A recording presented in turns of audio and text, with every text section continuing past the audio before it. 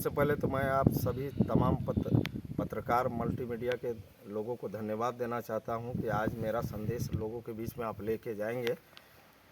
आज जो ये जिस मुद्दे के सवाल पर बंदी हुआ है, हमारे यूनियन का एक ही सोच है, एक ही ध्यान है कि सबसे पहले राष्ट्र की हित होना चाहिए, मजदूरों की हित होना चाहिए, किसानों के हित होना चाहिए, यहाँ के विस्थापितों का हित होना चाहिए।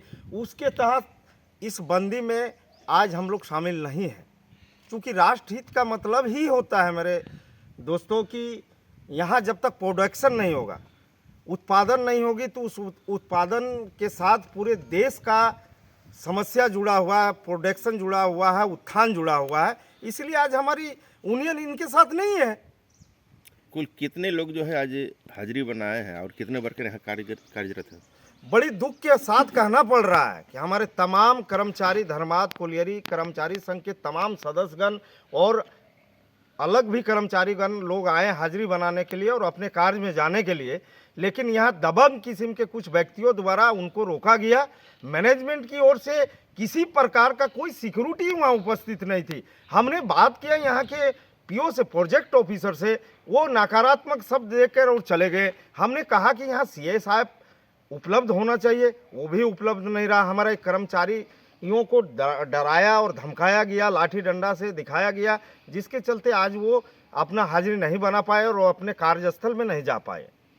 क्या यहाँ का जो है पूरे 0% जो है, क्या कोई भी अटेंडेंस नहीं बना? अभी तो इस विषय में हम कुछ कह नहीं सकते हैं, चूँकि मेन गेट को ही कुछ लोगों द्वारा, जो यूनियन के लोग जो स्ट्राइक में हैं, उन्होंने मेन गेट को ही जाम कर दिया था और मैनेजमेंट की तरफ से, प्रबंधक की ओर से किसी प्रकार का वहाँ पर सुविधा नहीं दी गई थी कि किसी प्रकार से हमारा कर्मचारी हाजिरी बना के अपने कार्यस्थल पे जाए। तो प्रबंधन क्या, ये बंदी का प्रबंधन के द्वारा समर्थन हमें किया तो जा रहा लगता है कहीं ना कहीं शक हो रही है कि प्रबंधन की ओर से जब हमारे कर्मचारियों को सुरक्षा नहीं दिया जा रहा है, वो जो कार्यस्थल में जाना चाह रहे हैं, राष्ट्र हित के लिए, उत्पादन के लिए जाना चाह रहे हैं, और उनके समर्थन में अगर वो नहीं खड़ा हो रहे हैं, तो हमें तो कहीं ना कहीं शक लगता है कि मैनेजमेंट भी उनके साथ में है।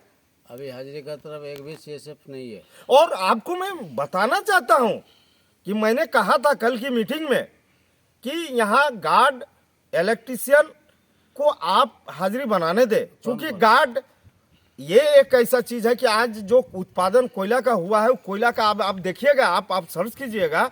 मैं आप लोग से भी आग्रह करूंगा, मल्टीमीडिया के तमाम पत्रकार से, कि आप देखिए कि जितनी मांग चल रही है, इस स्ट्राइक में हजारों लोग कोयला चोरी कर रहे हैं। हमने मैनेजमेंट से आग्रह किया था कि कम से कम उस जगह से जहां उत्पादन हो रही है, वहां कम से कम सीआईएसएफ और गार्ड का हाजिरी बनाने दिया जाए, ताकि ये लोग सुरक्षा कर सके। क्या ऐसा नहीं लगता है कि इस बंदी का लाभ चोर उठा रहे हैं, कोयला चोर? एकदम 100% ये चोर को लाभ देने वाला ये यूनियन के लोग हैं, जो प्रतिनिधित्व करते हैं, और मैनेजमेंट है।